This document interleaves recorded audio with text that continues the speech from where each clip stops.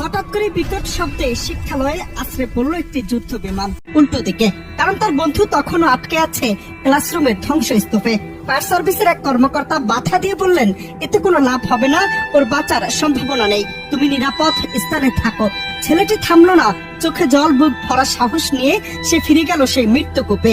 অন্ধকার কক্ষে ধোয়ার মাঝে সে খুঁজে পায় তার বন্ধুকে, রক্তাক্ত, নিস্তেজ, তবুও জীবিত। বন্ধুর চোখে তখনও আশা। তাকে দেখে বন্ধুটি হেসে বলল, আমি জানতাম তুমি আসবে।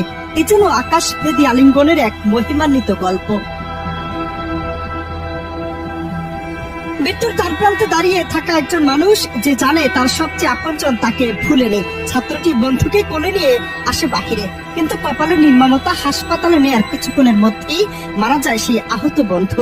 সামাজিক যোগাযোগ মাধ্যমে এই অসাধারণ বন্ধুত্বের গল্প ভাইরাল হয়ে পড়েছে ইতিমধ্যেই। হাজারো মানুষ চোখের পানি ফেলে লেখে, এটাই সত্যিকারের বন্ধুত্ব, যেখানে মৃত্যু ঠেকাতে পারেনি ভালোবাসার ডাকে সাড়া দেয়া এক বন্ধুর পথ চলা। এটা কি শুধুই বন্ধুত্ব, নাকি সীমাহীন বিশ্বাস আর প্রতিশ্রুতি? যুদ্ধ বিমান বিধ্বস্তের ঘটনায় নিহতের সংখ্যা বেড়ে এই পর্যন্ত 31 জনে দাঁড়িয়েছে। দুর্ঘটনায় আহত হয়ে বিভিন্ন হাসপাতালে ভর্তি আছেন 165 জন। মঙ্গলবার দুপুরে আন্তঃবাহিনী সংযোগ পরিদপ্তর আইএসপিআর এক বিবৃতিতে তথ্য জানিয়েছে। আইএসপিআর এর বিজ্ঞপ্তিতে বিভিন্ন হাসপাতালে নিহত এবং আহতদের সংখ্যা তুলে ধরা হয়েছে। এর আগে সকালে প্রধান উপদেষ্টা স্বাস্থ্য বিষয়ক বিশেষ সহকারী অধ্যাপক ডাক্তার মোহাম্মদ সাইদুর রহমান যুদ্ধ বিমান বিধ্বস্তের ঘটনায় 27 জন নিহত হওয়ার তথ্য জানান। এর মধ্যে 25 জনই শিশু বলে জানান তিনি।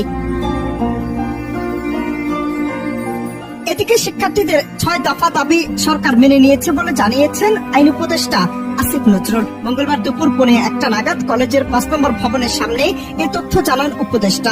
শিক্ষার্থীদের 6 দফা দাবির মধ্যে রয়েছে নিহতের নাম, ঠিকানা প্রকাশ, আহতদের নির্ভুল তালিকা, শিক্ষকদের সঙ্গে অসৎ আচরণের জন্য নিঃশর্ত ক্ষমা, ক্ষতিপূরণ প্রদান, ঝুঁকিপূর্ণ প্লেন বাতিল, প্রশিক্ষণ পদ্ধতি সংস্কার।